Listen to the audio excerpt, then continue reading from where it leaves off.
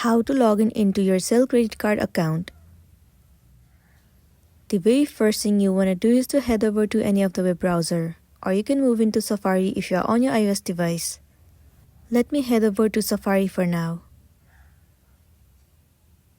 Once you are in here, in the source bar, search for Cell credit card account login.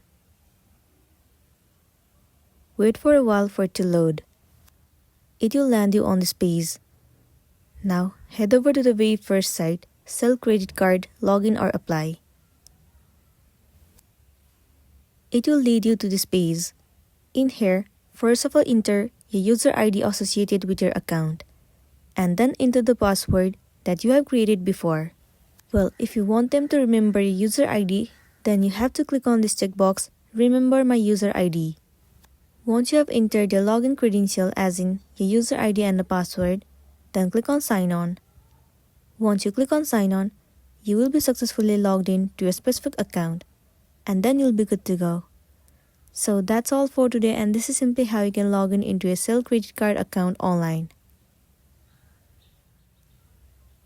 Make sure to smash the like button and consider subscribing if you found this video helpful.